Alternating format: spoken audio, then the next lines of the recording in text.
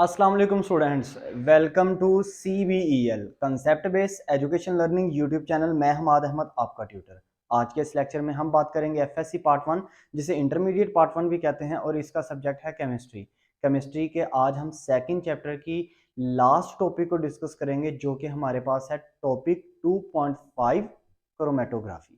बहुत इंपॉर्टेंट ये टेक्निक है और लास्ट टेक्निक है आपके एक्सपेरिमेंटल टेक्निक्स के इस चैप्टर में, जिसकी मदद से आप क्या कर सकते हो, किसी भी सब्सटेंस को प्योर कर सकते हो। और ये आपकी लास्ट टेक्निक है और one of the most complex technique ये है। अक्सर स्टूडेंट को इस टेक्निक के बारे में इतनी ज़्यादा नॉलेज नहीं वो गेन कर पाते, क्योंकि ये थोड़ी सी कंफ्यूजिंग है। मैं ज़्यादा कोशिश यही करूँगा आपको कंफ्यूजन से बचाऊं और आपको ज़्यादा से ज़्यादा इजी वे में समझाने की कोशिश करूं। और ये हमारा जो टेक्निक का ये लास्ट टेक्निक है जो वीडियो है, ये एक्चुअल में दो वीडियो इसके बारे में आपको मिलेंगी। एक आपको 2.5 और दूसरी आपको मिलेगी 2.5.1, विच इज़ पेपर क्रोमेटोग्राफी।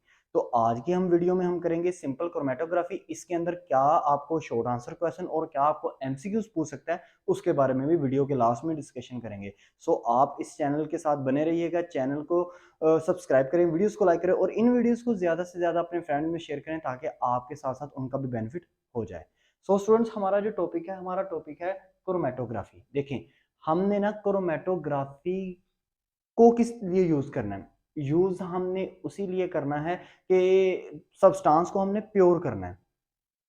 तो फर्ज करें अगर मेरे पास एक मिक्सचर है, जो कि मेरे पास जो मिक्सचर है वो मेरे पास, मैं यहाँ पे लेता हूँ, आपने अभी ये लिखी हुई चीज़ों को गौर नहीं करना। मेरे पास एक मिक्सचर है, उसके इसके अंदर तीन कंपोनेंट्स हैं, ए बी सी, चलिए मैं फोर ले लेता हूँ। लें जी, चार कंपोनेंट्स ये मैंने ले लिए।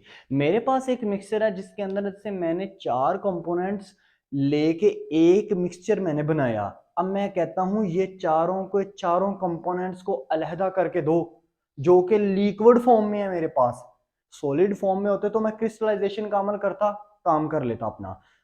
फिल्ट्रेशन का अमल भी नहीं इसमें कर सकता, क्योंकि ये चार के चार जो पार्टिकल्स हैं, ये चार के चार जो कंपोनेंट्स हैं मेरे पास, अज्जा हैं। कंपोनेंट्स कहते हैं अज्जा, ठीक है ना, अज्जा हैं ये मेरे पास। इसके अंदर मुझे इम्प्योरिटीज नहीं मिल रही, जो कि सॉलिड फॉर्म है। इस वजह से मैं फिल्ट्रेशन भी अप्लाई नहीं कर सकता। आप कहेंगे सब्लिमेशन अप्लाई करें, तो सब्लिमेशन आपको पता है वो सॉलिड को किस में कन्वर्ट करता है, गैस में, वेपर्स में कन्वर्ट करता है। तो ये तो मेरे पास है ही लिक्विड, चार लिक्विड है मेरे पास, जिनको मिला के मैंने एक लिक्विड बनाया है। तो इसके ऊपर आप स्टूडेंट्स कहेंगे सर फिर सबसे बेस्ट तरीका ये है कि आप सॉल्वेंट एक्सट्रैक्शन का अमल यूज करें, टेक्निक यूज करें, आप इनको सेपरेट कर पाओगे। लेकिन आपको मैंने बताया था सॉल्वेंट एक्सट्रैक्शन जो कि लिक्विड के मिक्सचर को ही करता है, एक दूसरे से सेपरेट करता है, लेकिन वहां पे सल्यूट जो होते हैं, जो लिक्विड होता है वो उसके अंदर सिर्फ एक सल्यूट पाया जाता है। तो यहाँ पे तो चार सल्यूट पाए जा रहे हैं, ठीक है ना। सोलवेंट एक ही है, फर्ज करें पानी है, उसके अंदर चार ये सोल्यूट पाए जा रहे हैं। तो अगर एक सोल्यूट पाया जाता तो मैं सोलवेंट एक्सट्रैक्शन का अमल अप्लाई कर लेता। अब फर्ज करें आपको एक से ज्यादा सोल्यूट पाए जाएं, तो आप कौन सा अमल यूज करोगे? अब आप करोगे क्रोमेटोग्राफी। अब वो पढ़ते हैं क्रोमेटोग्राफी। पहले इसका वर्ड पढ़ लेते हैं, मीनिंग पढ़ लेते हैं, इस वर्ड की मीनिंग पढ़ लेते हैं, डेफिनेशन पढ़ते हैं, फिर आहिस्ता आहिस्ता करके मैं आपको इस एग्जाम्पल के थ्रू समझाता जाऊंगा। देखिए, क्रोमेटोग्राफी एक्चुअली में इट इज अ मिक्सचर या combination of two words, chromato and graphy. अच्छा, क्रोमेटोग्राफी जो है वो ग्रीक वर्ड से दिख रहा है। ग्रीक कहते हैं यूनानी, यूनानी वर्ड से निकला है, जो कि क्रोमो है आपके पास। यूनानी वर्ड क्रोमो, उससे उसके अंदर से आपको निकला है क्या? क्रोमेटोग्राफी। क्रोमेटो का मतलब होता है आपके पास कलर। क्रोमेटो मीन्स कलर और ग्राफी मीन्स रिटन। तो एक ऐसा मिक्सर, वो मिक्सर जो कि आपका कलर्ड शेप का हो। अगर फर्ज करें मेरे पास एक मिक्सचर है जिसके अंदर ब्लू, ग्रीन और रेड कलर के तीन मिक्सचर हैं, अगर उनको मैंने सेपरेट, कलर्स को मैंने सेपरेट करना है, तो मैं क्रोमेटोग्राफी का अमल यूज कर सकता हूँ। 19 सदी सेंचुरी में ना आपको ये क्रोमेटोग्राफी का जो है कॉन्सेप्ट ये दिया गया था। उसमें क्या किया करता था कि आपका जो मिक्सचर है जिसमें एक से ज्यादा कंपोनेंट्स पाए जाते थे, अज्जा पाए जाते थे, उनमें सिर्फ वो डिफरेंट डिफरेंट कंपोनेंट्स के कलर को सेपरेट करके देता था।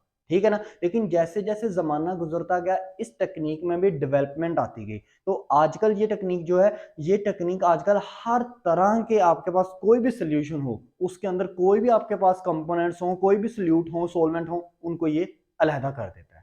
सो स्टूडेंट्स, इसकी डेफिनेशन की तरफ चलते हैं। बहुत इंपॉर्टेंट डेफिनेशन है, आपकी बुक में नहीं लिखी हुई। मैंने ज्यादा कोशिश ये किया कि आपको इजी वे में डेफिनेशन से समझाऊं, और पहले डेफिनेशन के तरफ चलते हैं। तो अगर आपको कहते हैं डिफाइन क्रोमेटोग्राफी, तो आप क्या है, कैसे करोगे? आप कहोगे इट इज अ टेक्निक, या it is a separating technique, जो भी आप वर्ड यूज करो, कोई ऐसा इशू नहीं है। It is a technique in which component of mixture, जिसमें मिक्सचर के कंपोनेंट इज सेपरेट किए जाते हैं on the basis of relative affinity.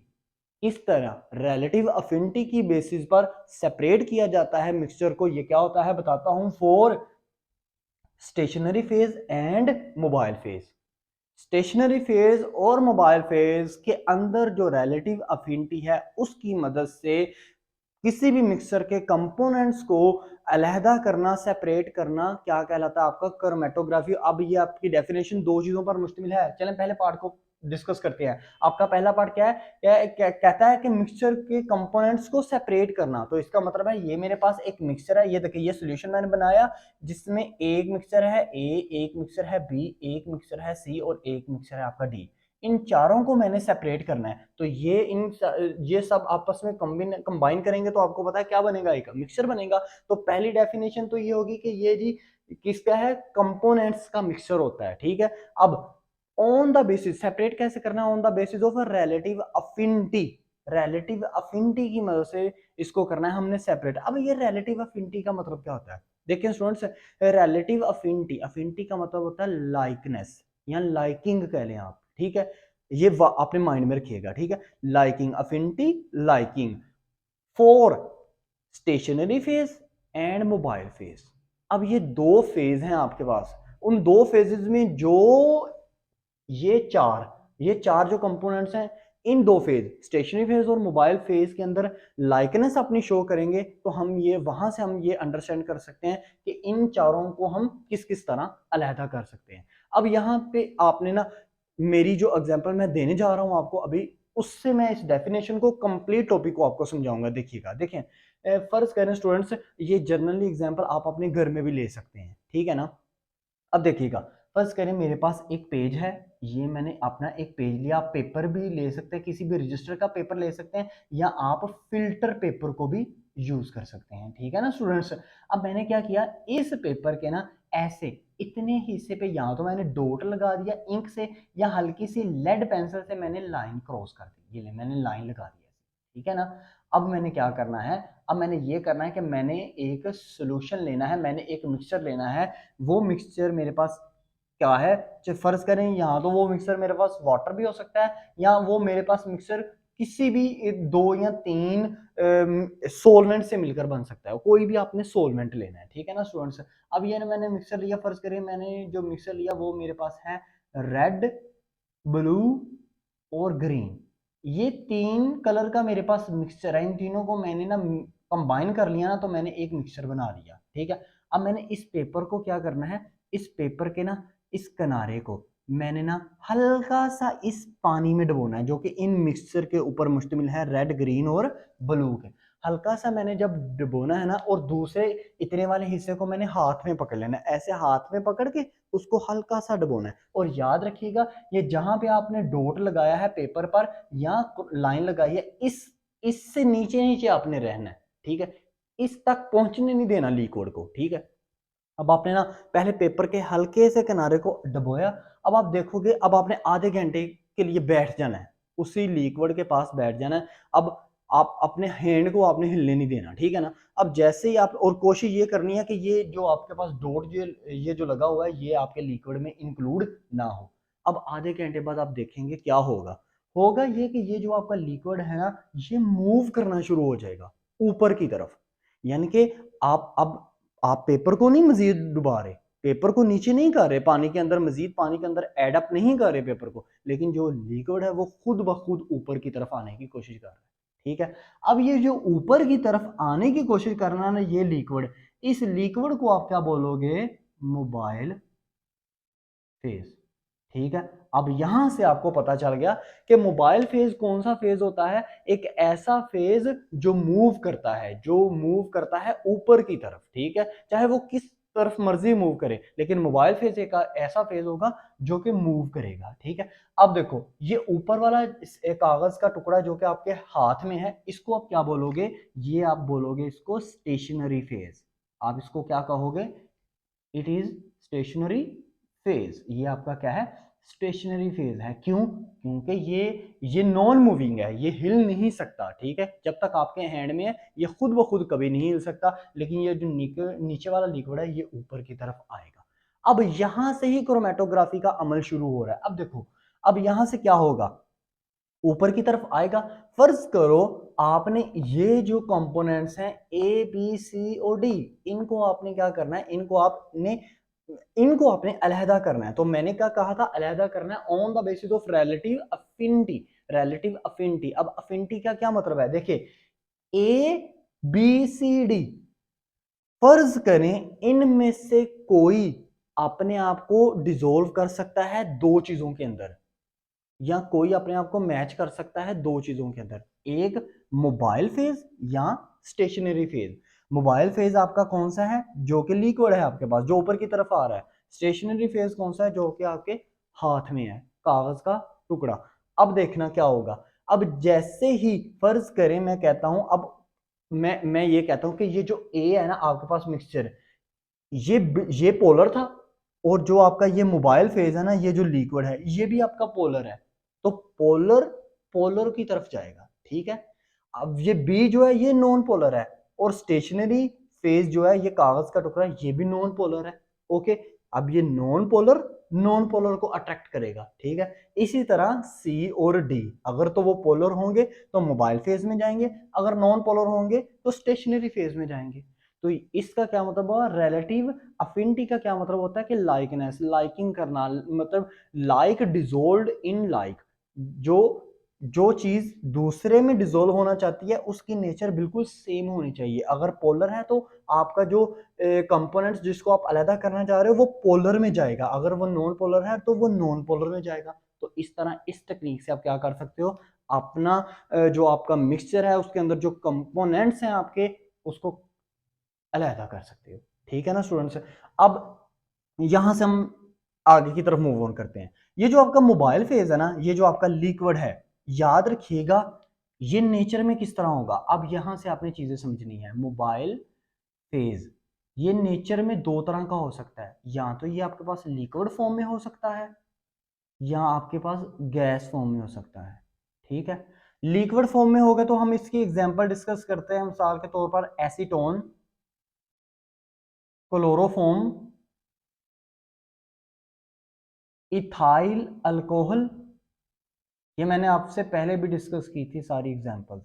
Ethyl alcohols, यहाँ आपके पास वाटर भी इंक्लूड इसमें आप कर सकते हो। ठीक है, मोबाइल फेज नेचर में कितनी किस्म का होगा, दो किस्म का, लिक्विड और गैस फॉर्म में। और लिक्विड फॉर्म में क्या होगा, एसीटोन कह सकते हैं, क्लोरोफॉर्म कह सकते हैं, इथाइल अल्कोहल कह सकते हैं, आप उसमें कह सकते हैं वाटर भी कह सकते हैं। अब इसके अलावा नेचर फॉर्म में आपके पास जो मोबाइल फेज है वो गैस की सूरत में कैसे होगा, उसके अंदर एग्जांपल्स क्या हैं, गैस में हो सकता है नाइट्रोजन गैस,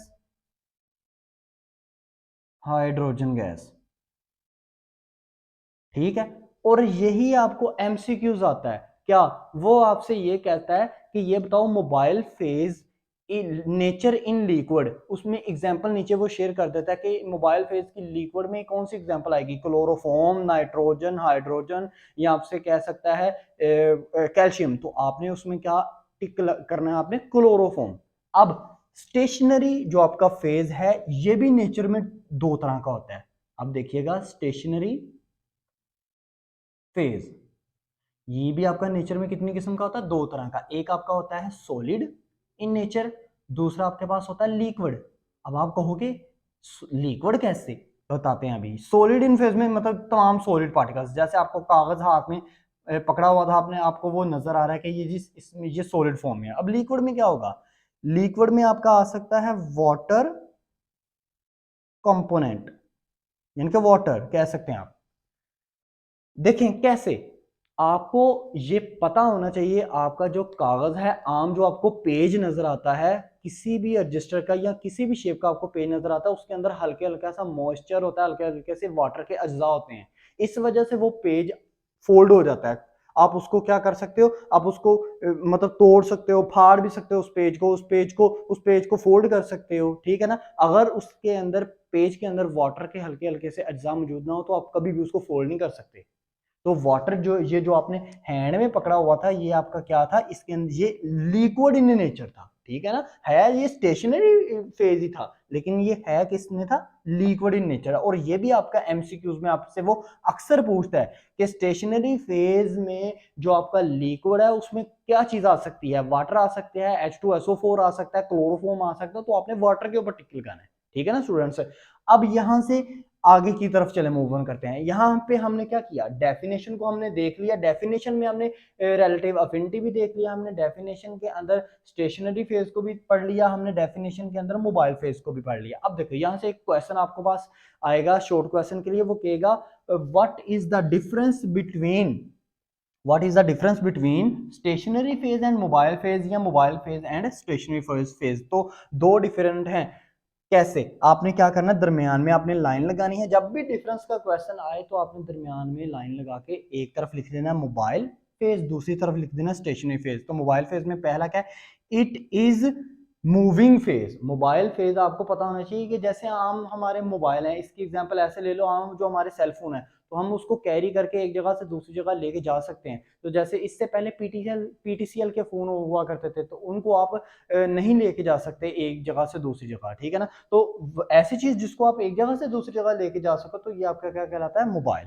तो it is a moving phase. अब स्टेशनरी फेज, इनको आप, ये नॉन मूविंग होते हैं, एक जगह से दूसरी जगह आप इसको नहीं लेके जा सकते, ये खुद ब खुद नहीं जा सकते, it is a non moving phase. अब दूसरा इसका डिफरेंस देखते हैं मोबाइल फेज में, it is liquid and gas.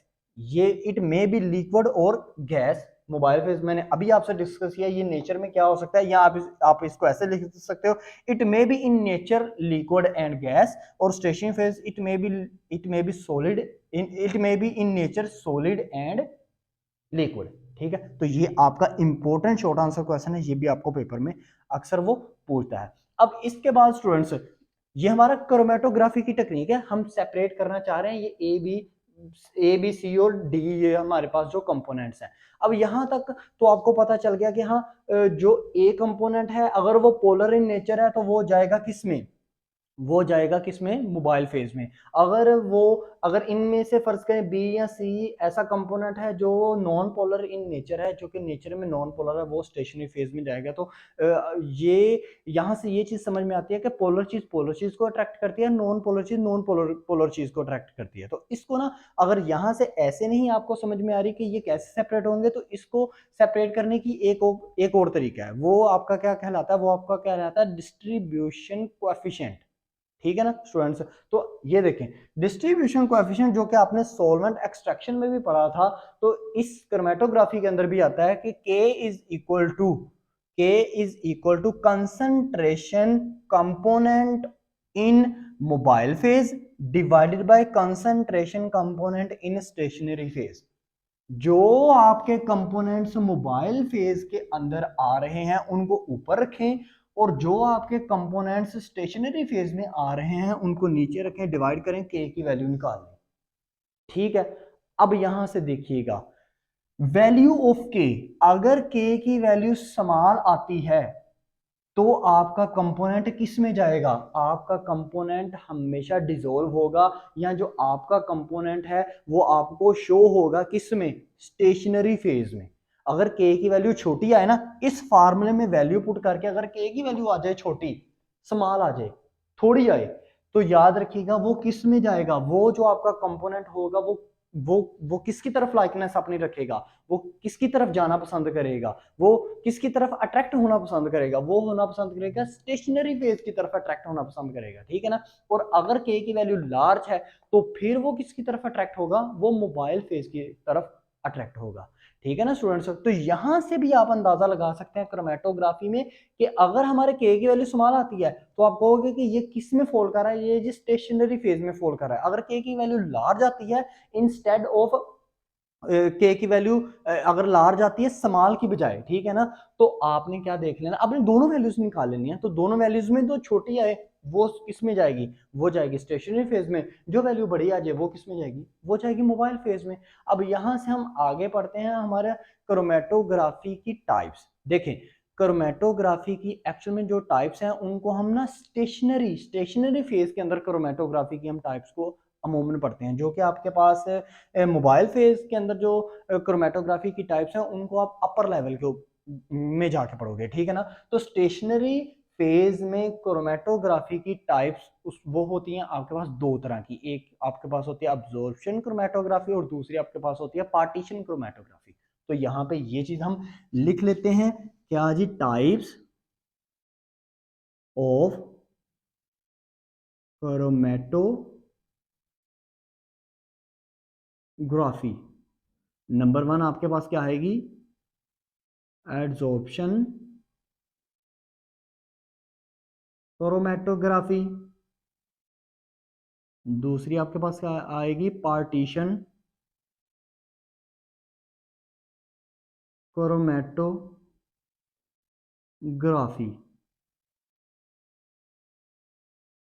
ठीक है स्टूडेंट्स। अब देखो अब्जॉर्प्शन क्रोमेटोग्राफी से क्या मुराद है, इसका क्या मतलब हुआ एब्जॉर्प्शन क्रोमेटोग्राफी। याद रखिएगा एब्जॉर्प्शन क्रोमेटोग्राफी एक्चुअल में आपकी कौन सी क्रोमेटोग्राफी कहलाती है, मैंने आपसे पहले डिस्कस किया, ये स्टेशनरी फेज के अंदर आती है। तो स्टेशनरी फेज के दो पार्ट्स हैं क्या, स्टेशनरी फेज एक तो आपके पास सॉलिड फॉर्म में होता है, एक आपके पास लिक्विड फॉर्म में होता है। तो अगर आपके पास स्टेशनरी फेज सॉलिड फॉर्म में है, अगर आपके पास स्टेशनरी फेज जो है वो सॉलिड फॉर्म में है, तो वो क्या करेगा, अब्जॉर्ब करेगा किसको, कंपोनेंट्स को अब्जॉर्ब करेगा। तो वो अब्जॉर्प्शन क्रोमेटोग्राफी के अंदर आ जाएगा। ठीक है, मैंने क्या बताया दोबारा सुनिएगा, अब्जॉर्प्शन क्रोमेटोग्राफी किसको कहेंगे, एक्चुअल में ये टाइप्स हैं किसकी, स्टेशनरी फेज के अंदर क्रोमेटोग्राफी की। तो अब्जॉर्प्शन क्रोमेटोग्राफी जो है वो स्टेशनरी क्रोमेटोग्राफी की एक टाइप है। अब ये कह सकते हो it is a type of stationary phase. अब स्टेशनरी फेज की ये क्या है, एक टाइप है। स्टेशनरी फेज नेचर में दो तरह के होते हैं क्या, एक होता है सॉलिड फॉर्म में और एक होता है लिक्विड फॉर्म में। तो स्टेशनरी फेज जो कि सॉलिड फॉर्म की नेचर का होगा वो आपका क्या कहलाएगा, एब्जॉर्प्शन क्रोमेटोग्राफी। क्यों, क्योंकि तमाम जो आपके पास कंपोनेंट्स हैं वो किस जानिब अट्रैक्ट होंगे, वो स्टेशनरी फेज की जानिब अट्रैक्ट होंगे। इसको ऐसे समझो, फर्ज करो ये जो मेरा पेज है, फर्ज करो लेट्स सपोज इसके अंदर वाटर के कंपोनेंट्स, वाटर के जो पार्टिकल्स वो मौजूद नहीं है। तो वजूद नहीं है तो इसका मतलब ये जो मेरे पास स्टेशनरी फेज है ये किस नेचर का होगा, सॉलिड नेचर का होगा। तो ये जो आपके पास कंपोनेंट्स हैं ए बी सी डी, ये तमाम किसकी तरफ अट्रैक्ट होंगे, ये स्टेशनरी फेज की तरफ अट्रैक्ट होंगे, क्योंकि ये स्टेशनरी फेज इनको अपनी तरफ खींचेगा, अब्जॉर्ब करेगा अपनी तरफ।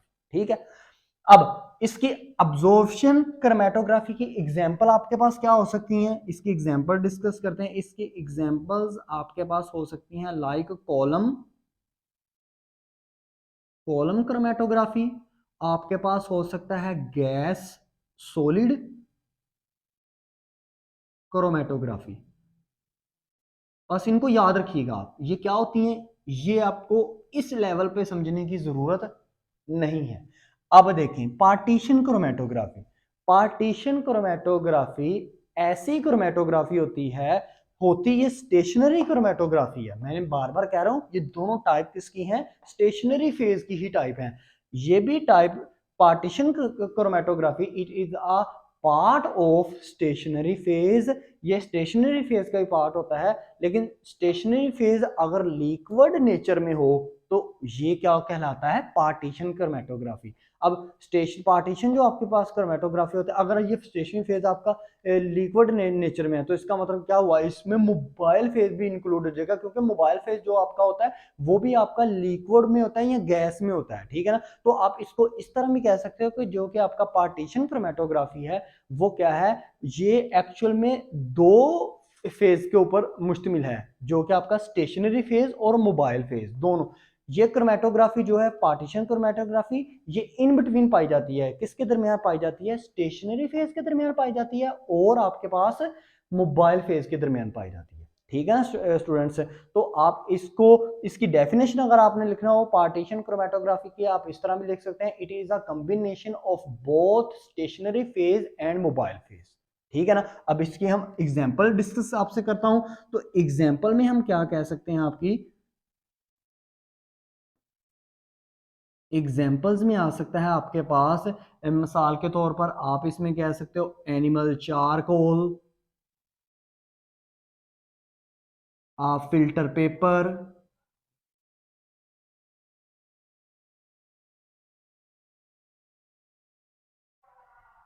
एनिमल चारकोल कह लो, फिल्टर पेपर कह लो, ये आपकी किस में आ जाएंगी, ये आपकी आ जाएंगी पेपर क्रोमेटोग्राफी में।